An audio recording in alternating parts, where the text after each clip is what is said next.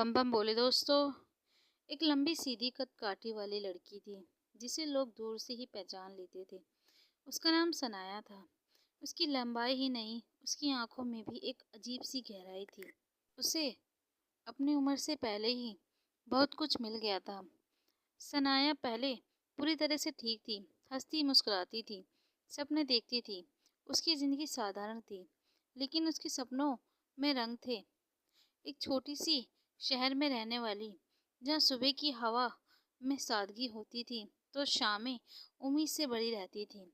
सनाया का भरा पूरा परिवार था, पर फिर भी उस घर में वह अकेली पड़ जाती थी, क्योंकि उसके माँ बाप नहीं थे और माँ बाप के बगैर बच्चों की ज़िंदगी क्या होती है वो उससे बेहतर कोई और नहीं समझ सकता था। अनाया की ज़िंदगी बिल्कुल खाली थी और उसकी ज़िंदगी में प्रेम तब आया जब उसे उसकी उम्मीद भी नहीं थी। आरव उसका प्रेमी था। दोनों की मुलाकात एक कॉलेज में हुई थी। आरव उसका प्रेमी था। आरव शांत स्वभाव का लड़का था, कम बोलने वाला, लेकिन जब बोलता तो सीधे दिल में उतर जाता। सनाया उसकी बातों में सुकून ढूंढ लेती थी। दोनों धीरे धीरे एक दूसरे के बिना अधूरे लगने लगे थे। वे घंटों बाद बैठकर सपनों की बातें करते, भविष्य के नक्शे बनाते और एक दूसरों से वादा करते कि चाहे कुछ भी हो जाए वे साथ ही रहेंगे। लेकिन समय हमेशा एक योजना पर नहीं बनता। एक दिन आरव को काम के सिलसिले में दूसरे शहर जाना था। वह जाना नहीं चाहता था, लेकिन मजबूरी थी कि जाते समय उसने सनाया से वादा किया कि वह जल्द लौटेगा। सनाया ने मुस्कुराते उसे वादा किया, लेकिन उसके दिल में अजीब सी बेचैनी थी। कुछ दिनों तक फ़ोन पर ही बातें होती रहीं। दूरी के बावजूद उनका प्यार कम नहीं हुआ था। एक दिन सनाया ने तय किया कि वह आरव से मिलने जाएगी। उसने किसी को ज़्यादा नहीं बताया, बस उसे सरप्राइज़ देना चाहती थी। उसने अपने घर में बस यह कहा कि वह जल्दी आ जाएगी। सुबह जल्दी उठकर उसने हल्के रंग का सूट पहना, बाल खुले रखे और मन में एक ही ख्याल था, आरव का चेहरा। वह उसे अचानक देखेगा तो उसका रिएक्शन कैसा होगा। वह सुबह की बस में बैठते समय उसने दिल की धड़कन तेज होने लगी। खिड़की से बाहर देखते हुए वह बीते पलों को याद कर रही थी। अभी कुछ ऐसा हुआ जिसने उसकी पूरी दुनिया ही पलट दी। तेजी से एक तरफ से एक गाड़ी आ रही थी और सामने से उसकी बस। दोनों में जोरदार टक्कर हो गई। आवाज़ इतनी जोरदार थी कि सब कुछ एक पल में थम गया। चीखें, टूटता शीशा और फिर अंधेरा।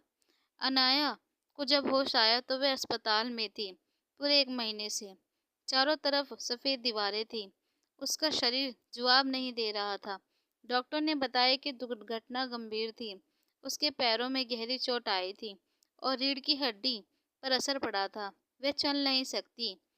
वह जो लंबी लड़की थी, जो हमेशा सीधे खड़ी रहती थी, अब बिस्तर से उठ भी नहीं पा रही थी। सबसे ज़्यादा दर्द उसे इस बात का था कि वह आरव से मिल नहीं पाई। उसका फ़ोन दुर्घटना में टूट गया था। किसी को पता भी नहीं था कि आरव से वह मिलने जा रही थी। कुछ दिनों तक चुपचाप अस्पताल की छत को वह देखती रही। आंसू भी जैसे उसके सूख गए थे। उधर आरव को जब पता लगा कि सनाया की कोई खबर नहीं मिली तो वह परेशान हो गया। फ़ोन बंद था, कोई जवाब नहीं मिल रहा था।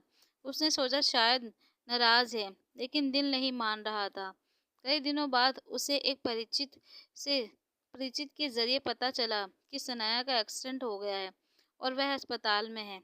ये सुनते ही आरव की दुनिया ही हिल गई। वह सब कुछ छोड़कर वापस लौट आया। अस्पताल के गलियारे में दौड़ते हुए उसका दिल ज़ोर ज़ोर से धड़क रहा था।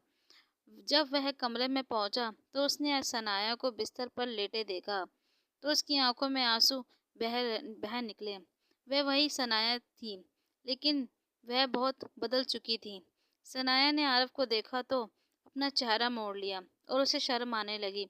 डर लग रहा था कि अब आरव उसे इस हालत में अपनाएगा नहीं। उसने खुद को कमज़ोर मान लिया था। आरव चुपचाप उसके पास बैठ गया। उसने उसका हाथ थाम लिया। सनाया ने हाथ छुड़वाने की कोशिश की, लेकिन आरव ने धीरे से कहा, मैं वापस आ गया हूँ तुम्हें लेने के लिए। अब तुम कोई चिंता मत करो। सनाया रो पड़ी। उसने कहा कि मैं अब पहले जैसी नहीं रही। वह चल नहीं सकती थी। उसका सपना टूट गया है। आरब ने उसकी आंखों में आंसू देखे और कहा कि मैं प्यार शरीर से नहीं आत्मा से करता हूँ। उसने वादा किया कि वह उसका साथ कभी नहीं छोड़ेगा। समय धीरे धीरे तेजी से आगे बढ़ा। सनाया का इलाज चलता रहा। कई बार उसने हार माननी चाहिए, लेकिन हर बार आरव ने उसका हाथ थाम लिया। वह उसे कभी व्हीलचेयर पर बाहर ले जाता तो उससे कभी बातें करता, उसे जिंदगी के छोटे छोटे रंग दिखाता। अब शायद सनाया पहले जैसी बन नहीं पाए, लेकिन उसे फिर से जीना सिखा दिया। और आरव तो वापस आया था। वह सिर्फ लौटकर नहीं आया, बल्कि अपने प्यार को निभाने आया था। जिंदगी ने उन्हें तोड़ा था, लेकिन साथ रहकर उन्होंने खुद को फिर से जोड़ लिया। और यही उनकी कहानी थी। अगर आप मेरे चैनल पर नए हैं तो प्लीज़ मेरे चैनल को सब्सक्राइब कर लीजिएगा। कमेंट करके ज़रूर बताना आपको मेरी कहानी कैसी लगी। मैं नीता आपसे विदा लेती हूँ, फिर मिलूंगी अगली कहानी में। इसी तरह मेरी कहानी के साथ जुड़े रहिएगा। धन्यवाद।